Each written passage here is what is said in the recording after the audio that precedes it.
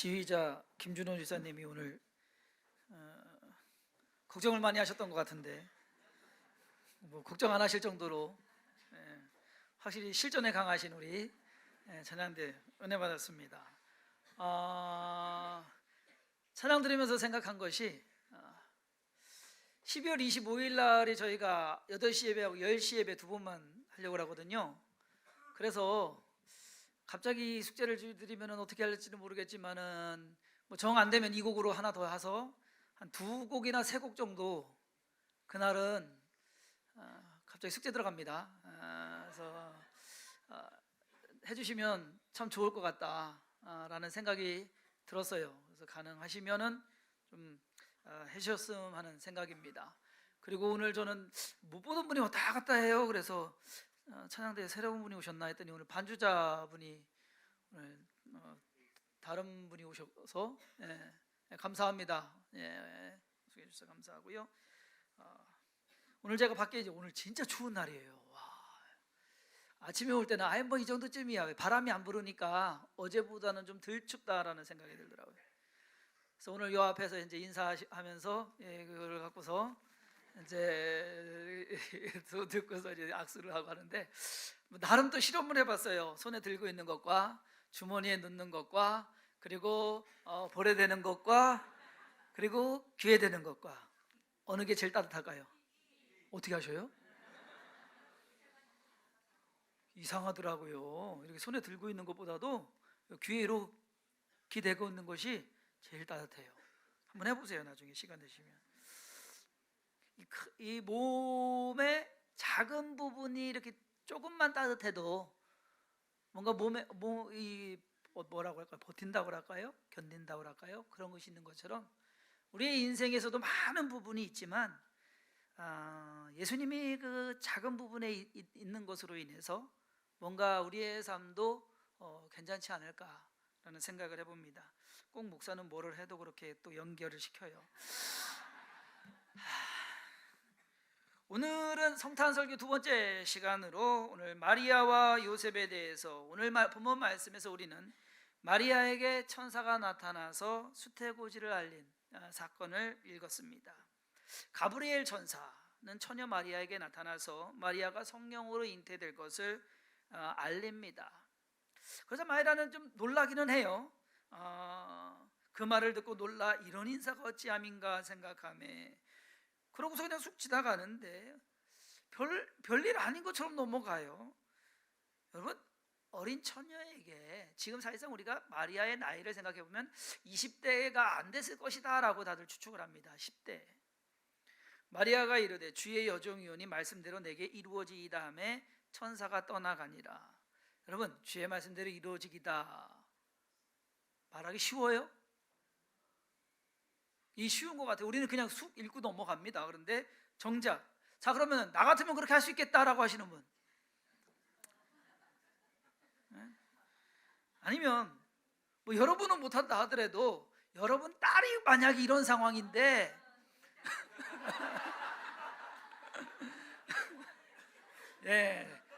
제 딸도 안 됩니다.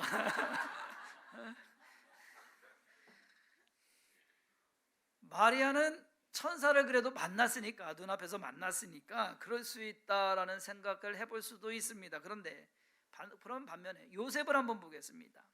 우리가 요셉 이야기는 안 읽었는데 마태복음 1장 18절부터 보면 이렇게 나옵니다. 예수 그리스도의 나심은 이러하니라. 그의 어머니 마리아가 요셉과 약혼하고 동거하기 전에 성령으로 잉태된 것이 나타났더니 그의 남편 요셉은 의로운 사람이라. 그를 드러내지 아니하고 가만히 끊고자 하여 이 일을 생각할 때에 주의 사자가 현몽하여 이르되 다윗의 자손 요셉아, 내 아내 마리아 데려오기를 무서워하지 말라. 그에게 잉태된 자는 성령으로 된 것이라. 아들을 낳으리니 이름을 예수라 하라. 그러면서 24절에 요셉이 잠에서 깨어 일어나 주의 사자의 분부대로 행하여 그의 아내를 데려왔으나 아들을 낳기까지 동침하지 아니하더니 낳음의 이름을 예수라 하니라. 자, 여기 남자분들 데리고 오실 분들, 이런 아내, 약혼한 약혼녀를 데리고 오실 분, 이런 상황에서 한마디로 정신 나간 놈이죠. 여러분들 아들들이 가서 그냥 뭐 아버지 손주 보시게 됐어요 하고서 데리고 와도 지금 황당한데, 상황이 이게 그게 아니거든요. 꿈을 꿨다. 마리아는 천사를 봤어요. 그렇지만 요셉은 꿈을 꿨어요. 그 꿈 꾸고서 참 길몽이다, 좋은 꿈 꿨다 할 사람이 있습니까?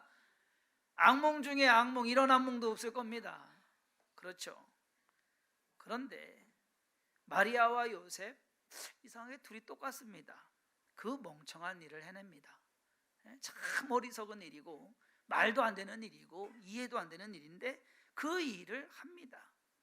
근데 이 두 사람이 이 황당한 일에 순종하는 것, 그것으로 인해서 예수님께서 이 땅에 오셨더라라는 것. 그것이 아니면 예수님이 오시는데 좀 어려우셨을 것이다. 오늘 마리아와 요셉이라는 제목으로 두 사람을 좀 이해해 보자라는 겁니다. 우리가 이해할 수, 그냥 마리아와 요셉, 예수님 태어날 때 예수님 낳은 마리아, 그리고 그 아버지 요셉, 이것만 생각한단 말이에요. 자, 그러면 왜 이 일이 가능했을까? 왜 이 두 사람은 이 일을 그저 아무 소리 안 하고 행했을까? 첫 번째 한번 우리가 생각해 볼 것, 어리숙했기 때문에. 그냥 지금 정신이 없어가지고 뭔 일이 벌어지긴 했는데 그것을 생각할 겨를이나 아무것도 없어요. 그냥 어리숙하니까. 예, 알겠습니다. 예, 알겠습니다. 여러분, 멋 모를 때 데려오라 그러는 말 있죠? 제가 우리 집 사람을 멋 모를 때 데리고 왔습니다. 23살 때 이제 결혼을 해가지고 24살 우리 아들하고 띠동갑이에요. 같은 용띠인데, 그러니 어렸을 때, 그러니까 늘 하는 말이 멋 모를 때 갔으니까 갔지, 안 그러면 안 갔다고. 그래서 결혼을 제가 한 거는 같은데, 마리아도 그렇고 요셉도 그렇고 아직 어립니다. 20대 이제 요셉이 됐어야만 20대 초반 아니면은 마리아는 10대 후반 이 정도. 천사가 나타나고 꿈을 꾸고 이런 것이 있어가지고서 어리숙해가지고 그저 그냥 해야만 되는 거다 해갖고서 결혼한 건가? 지난 목요일에 우리 권사님 댁에 신방을 갔어요. 그랬더니 권사님의 시어머니가 계세요. 권사님의 시어머니가 95세예요. 근데 갔더니 아유, 김 목사님 오셨네. 내가 6살 때 봤는데. 제가 6살 때면 지금으로부터 42년 전입니다. 그때 저를 보신 거예요. 그때부터 아는 권사님이신데, 아드님이 이제 같이 있어요. 얘기를 하다 근데 이렇게 연세를 보니까 그 권사님 나이는 95세로 써 있고 아드님 나이는 78세로 써 있고, 계산 들어갑니다. 엄마와 아들 나이 몇 살 차이예요? 그러니까 권사님 말씀은 18살, 제 기록으로는 17살. 와, 아니, 권사님 일찍 결혼하셨네요? 그랬어요. 그랬더니 권사님 말씀이 개성에서 그 당시에 고등학교를 다녔대요. 대단하죠? 개성에서 고등학교를 다녔는데, 고등학교 다닐 때 이제 스케이트를 타러, 그것도 또 그 당시 스케이트를 타러 이제 스케이트를 메고 타러 다녔는데, 그 남편 되실 분이 이제 한마디로 그 권사님 얘기가 찍혔다 이거예요. 이뻐가지고서 찍힌 거예요. 어느 날 학교를 마치고 집에 갔더니만 그 남편 될 분이 집에 와 딱 있더래요. 그러면서 따님 주십시오 한 거예요. 이제 고등학생인데 따님 주십시오 한 거예요. 그런데 그래서 아니 그렇다고 결혼합니까? 내가 물어봤어요. 여러분 그렇죠? 본인도 그렇고 부모도 그렇고 그렇다고 딸 주는 부모도 참 그렇다고 또 가는 또 딸도 그렇고. 그런데 그렇게 말씀하시는 거예요. 그때 당시에는 그냥 그 동네 해가지고서 누집 아들 몇째 아들 이렇게 하면 다 안다는 얘기예요. 그러니까 사람 좋고 하고, 그 남편 되실 분은 고등학교를 졸업하면은 바로 시집을 갈 것 같으니까 자기가 먼저 고등학교 졸업하기 전에 가서 찍어서 결혼을 해야겠다. 와, 그래서 가서 딸 주십시오 해가지고 이분이 이제 일본으로 유학을 가는데, 일본 중앙대 법대를 나왔어요. 그래서 일본으로 유학을 가는데 결혼식을 차마 고등학교도 졸업 못해가서 결혼식을 못 올리고서 일본을 따라간 거예요. 일본 따라가니까 결혼식 안 하려다고 해가지고서 사촌 언니를 끼워서 보낸 거예요. 그러니까 뭐 할 때마다 사촌 언니가 중간에 있었대요. 뭐 연애할 때마다 둘이 아주 손도 못 잡게. 그랬더니만 이 남편분이 병이 들었다는 거야. 왜 병이 들었는지 모르겠어요. 병이라고 아파가지고서 다시 조선에 와서 한국에 와서 결혼식을 올리고 가가지고 남편 공부하고 본인도 이제 아직 저기니까 이제 공부한다고 2년제를 들어갔는데 들어가자마자 애가 생겨가지고 난 아들이 이 아들이라 이거예요. 17살, 18살밖에 차이가 안 나요. 그러니까 말 그대로 뭐 어리숙할 때, 못 모를 때. 그런데 여러분, 지금 같으면 상상도 못하죠. 그러니까 그때니까 뭐 가능했겠다. 그런데 마리아와 요셉이 그래서 그랬을까? 어리숙해서? 그럼 하나님께서 그 어리숙한 사람들 일을 하려고 어떻게 보면은 속여가지고서 그렇게 했을까요? 아니란 얘기죠. 성경을 보면 마리아와 요셉은 결코 어리숙한 사람들이 아니었습니다. 나름대로 현명해서 판단할 줄 아는 그러한 사람들이었습니다. 그럼 뭘까? 두 번째로 우리가 생각해보면 무슨 목적이 있어서 가브리엘 천사가 나타나서 말을 합니다. 와, 여러분도 천사가 나타나서 얘기하면은 좀 들으시겠죠? 그럼 조금 있다가 그 다음 질문 갑니다. 뭔가 목적이 있어가지고, 여러분 평강공주와 바보온달 아시죠? 평강공주가 울 때마다 왕이 얘기합니다. 야, 너 울면은 바보온달에게 시집보낸다, 시집보낸다. 근데 진짜 컸는데 평강공주가 와가지고서 임금에게 얘기합니다. 아빠, 나 바보온달하고 결혼할래요. 왕이 그것을 알고서 쫓아냅니다. 그렇죠? 쫓아냈는데 평강공주는 목적이 있었어요. 이 바보온달을 잘 만들어서 장군, 그래서 결국 만들잖아요. 목적이 있다는 얘기입니다. 근데 마리아가 성령으로 잉태된 것이 그런 목적으로 마리아가 했을까? 왜? 가브리엘이요 좋은 말을 해주거든요. 내가 하나님께 은혜를 입었느니라. 그것만도 좋은데 보라, 내가 잉태하여 아들을 낳으리니 그 이름을 예수라 하라. 그가 큰 자가 되고 지극히 높으신 이의 아들이라 일컬어질 것이요 주 하나님께서 그 조상 다윗의 왕위를 그에게 주리니 영원히 야곱의 집을 왕으로 다스리실 것이며 그 나라가 무궁하리라. 여러분, 어마어마한 약속 아닙니까? 이 말대로 그대로 된다면 앞으로 태어날 아들은 이스라엘의 왕이 되고, 그럼 자기는 뭐가 되는 거예요? 왕비요? 데뷔마마가 되는 거예요. 그렇죠? 데뷔마마 되는 거예요. 그러니 얼마나 이 어린 나이에 이거 괜찮네? 그렇게 생각했을까? 자, 그 다음 질문 들어갑니다. 오늘 밤에 가브리엘 천사가 여러분들에게 나타나가지고서 야, 오늘 너가 임신할 건데, 그것도 남편 모르게 임신할 건데 아이가 장차 한국 대통령 될 것이다 라고 했을 때, 그러면 나 낳겠습니다 할 분.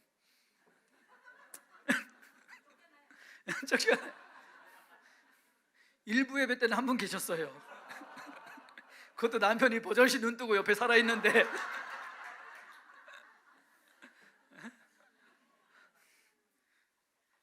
아마 펄쩍 뛸걸요. 아무리 하나님이 일하신다고 해도 그거는 아니라고. 여러분, 말이 쉽고 남의 이야기니까 뭐 그런가 보다 하는 거지, 정작 내가 그 상황에 들어가면 도저히 이거는 아무리 뭐 좋은 거 갖다 준다고 해도 그거는. 왜 그랬을까? 마리아와 요셉이 그 어려운 일을 받아들이고 감당할 수 있었던 이유는 무엇일까 한번 생각해 봤습니다. 여러분들도 한번 이번 주에 지나면서 한번 생각을 해보세요. 제가 나름대로 결론 내린 것은 뭐냐? 순수했기 때문이 아닌가라는 겁니다. 그들의 믿음이 순수했습니다. 그저 하나님께서 하시는 말씀이기에 그렇게 순종한 겁니다. 순수한 믿음은 하나님을 두려워하는 마음입니다. 순수한 믿음은 하나님을 신뢰하는 마음입니다. 순수한 믿음은 자기 생각을 내려놓는 마음입니다. 마리아가 묻습니다. 천사에게 말하되 나는 남자를 알지 못하니 이 어찌 일이 있으리까? 마리아가 처녀의 몸으로, 결혼하지 않은 몸으로서 혼자 아이를 갖는다는 것, 그것은 첫째는 불가능한 일이고요, 둘째는 불의한 일이고요, 셋째는 불행한 일입니다. 애들은요 사실상 초등학교 들어가, 요즘 애들은 초등학교 애들도 다 알아요. 할 건 다 알아요. 근데 유치원 애들 얘기하면은요 뭐 남자 여자 애들 손만 잡으면 애가 생기는 줄 알아요. 그렇죠? 그런데 뭐 이 당시에 뭐 저기 했으니까는 뭐 마리아도 뭐 그런, 아니에요. 마리아 알 거 다 아는 여자였어요. 남자를 알지 못한다라는 말의 뜻이 뭔지는 마리아가 어떻게 해서 애가 생긴다라는 걸 알고 있는 사람입니다. 그러기에 이 일은 불가능한 겁니다 라고 말하는 겁니다. 그 불가능한 것에 대해서 천사가 말합니다. 천사가 대답하여 이르되 성령이 내게 임하시고 지극히 높으신 이의 능력이 너를 덮으시리니 이름으로 나실 바 거룩한 이는 하나님의 아들이라 일컬어지리라. 내 친족 엘리사벳도 벌써 아들을 낳아서 6개월이다. 늙어서 아기 못 갖는다고 했는데 하나님께서 하신다. 대저 하나님의 모든 말씀은 능하지 못하심이 없느니라. 마리아는 그 말을 순수하게 그냥 받아들입니다. 믿습니다. 하나님이 하시면 되는구나. 하나님이 하시면 되겠지. 하나님께서 하시는 일을 내가 거절하면 안 되겠지. 그것이 순수한 믿음입니다. 그래서 주의 여종이오니 말씀대로 내게 이루어지이다 라고 말하는 겁니다. 이거는 불가능한 일인데 그럼 가능케 된다면, 그럼 가능케 돼도 문제예요. 이거는 불의한 일이 돼요. 처녀가 혼자 임신을 했다. 결혼도 안 했는데 이것은 불의한 일이 됩니다. 사람들이 알게 되면 자기는 죽을 목숨이에요. 창피한 거는 고사하고 이것은 죽게 되는 일입니다. 그리고 그 결과는 마리아의 인생에 불행을 가져다 줄 것입니다. 불법이 뻔한 거예요. 이것은 이 일을 해주면 내 인생은 완전히 이거는 불행해, 행복할 수가 없는. 그런데 그 일을 마리아가 받아들인다는 얘기입니다. 최소한 누구랑 상의라도 해야 되는 것 아닙니까? 그렇죠. 사실 마리아는 그녀의 나로에서 결정할 권한은 없어요. 부모에게 있어요. 그 당시에는 부모가 그것을 결정할 수 있는 권한이 있습니다. 부모에게 물어봐야 되잖아요. 물어보지도 않고 그렇게 해라고 허락을 하는 겁니다. 하나님의 일을 하면서 가장 그런 경우가 있어요. 뭐 좀 이렇게 하시죠, 뭐 좀 하시죠. 그러면은 아주 현명한 대답이 있어요. 기도해 보겠습니다. 저는 오늘 마리아가 왜 천사 가브리엘에게 기도해 보겠습니다 라고 얘기를 안 했을까? 해봄직도 한데 천사 가브리엘에게 기도해 보겠습니다 라고 안 하더란 얘기예요. 부창부수라고 하나요? 요셉도 믿음이 참 순수했습니다.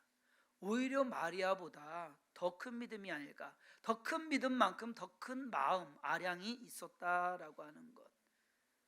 웬만한 사람 같으면 못합니다. 여러분, 그 사람 되기 때문에 마리아와 요셉에게 하나님께서 그 일을 시키시고 이루시는 겁니다. 마리아와 요셉, 그들의 마음이 순수했습니다. 예쁜 마음이었다라는 것, 착한 마음이었다라는 것, 이것저것 따지지 않고 계산하지 않고 앞으로 있을 일을 염려하지 않고 생각하지 않고 그저 알겠습니다 라고 따라가는 그 믿음. 마리아와 요셉은 순수한 마음으로 그 이상한 그리고 납득이 안 될 일을 받아들이고 묵묵히 이루어냅니다. 그것이 순수한 믿음이었습니다. 근데 여러분, 성경을 쭉 보면 하나님의 일을 이루어간 사람들은 그러한 사람들이었다라는 겁니다. 100세에 낳은 아들 이삭을 모리아 산에 가서 번제로 드려라, 죽여서 불로 태워서 나한테 드려라 라고 하는 이상한 하나님, 말도 안 되는 하나님, 그 하나님의 말씀에 그 명령에 순종하는 아브라함, 그 아브라함도 이상한 사람 아닙니까? 아무런 무기도 갖지 않고 제대로 갑옷도 갖추지 않고 골리앗, 구척장수인 자기하고는 상대가 안 되는 그 골리앗 앞에 선 다윗, 그것도 이해가 안 되는 상황입니다. 극심한 가뭄에서 이제 나뭇가지 몇 개 주워다가 그것으로 불때 가지고 마지막 떡을 만들어 가지고서 아들하고 먹고 죽기만을 기다려야 되는 그 상황 속에서 엘리야 선지자가 와가지고서 그 떡 나한테 먼저 갖고 오라고. 이해 안 되는 상황입니다. 할 수 없는 일입니다. 그런데 그 요구에 그저 순종하며 그 떡을, 마지막 떡을 갖다 준 사르밧 과부. 기도하면 사자굴에 넣게 된다라는, 사자굴에 들어갈 거 뻔히 알면서도 하루에 3번씩 정해진, 자기가 정한 그 기도를 하나님께 드린 다니엘. 여러분, 이 사람들을 이해하려고 하면 이해가 안 돼요. 순수한 믿음이다라는 겁니다. 그들은 어떠한 목적이 없었어요. 이거 하면 하나님께서 내게 복 주셔가지고서 내가 잘 되겠다, 그거 없었어요. 어리숙해가지고서 그냥 뭐 아무 생각 없이 그냥 믿는 그러한 마음도 아니었습니다. 그저 순수한 하나님이시기에, 내가 믿는 하나님이기에 죽음을 두려워하지 않고 예수를 전한 사람들, 복음을 전하다 죽임당한 모든 순교자들, 그들의 마음, 그들의 믿음은 순수함이었습니다. 이 모든 성경의 위대한 인물들이 보여준 것이 무모함이 아닌, 어리석음이 아닌 순수한 믿음이다라는 겁니다.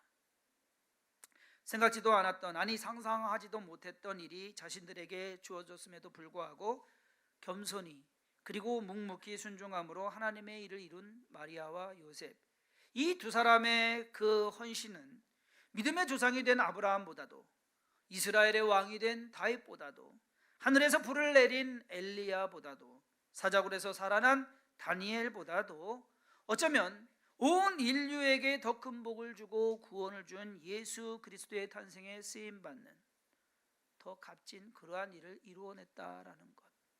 그저 우리는 그냥 읽고 스쳐 지나가는 사람들의 이름인데 그들의 헌신, 그들의 순종, 그것이 우리를 구원하는 일에 쓰임받았다라는 겁니다. 저와 여러분들의 인생, 나만 구원받고 살아가는 것이 아니라 누군가를 구원하고 누군가에게 하나님의 일을 이루어가는 데 쓰임받는 그러한 삶이 되기를 간절히 소망합니다. 그것이 우리가 이루어야 될 믿음의 삶이 아닌가. 하나님의 기적에 동참해 보지 않으시겠습니까? 기도하겠습니다. 하나님의 일은 우리가 이해할 수 없고 우리가 판단할 수 없고 우리가 다 이룰 수도 없습니다. 하나님께서 그저 순종하는 마음이 착한, 마음이 겸손한 그러한 사람들을 통해서 하나님의 일을 이루어 가십니다. 마리아와 요셉이 지혜가 있어서, 똑똑해서, 가문이 좋아서, 능력이 있어서 하나님께서 그들을 택하신 것이 아닙니다. 순수한 믿음에 하나님께서 하실 것을 그저 믿고 따라올 수 있기에, 그러기에 그런 사람들이기 때문에 하나님께서 택하시고 부르신 줄 믿습니다. 하나님, 오늘도 우리가 믿음 가지고 살아갑니다. 무엇보다 우리 자신을 돌아보게 하여 주옵시고, 우리가 진정 마리아와 요셉과 같이 주께서 원하실 때, 주께서 사용하실 때 믿음으로 순종하며 따라갈 수 있는 주의 자녀를 다 되게 하여 주옵시고, 우리의 희생과 헌신으로 하나님 나라 세워가며 하나님의 뜻을 이루어가며 많은 사람을 구원하는 일에 쓰임받게 하여 주옵소서. 주께서 도우시고 인도하시고 함께 하심에 감사드렸고 예수님의 이름으로 간절히 축복하며 기도했사옵나이다. 아멘.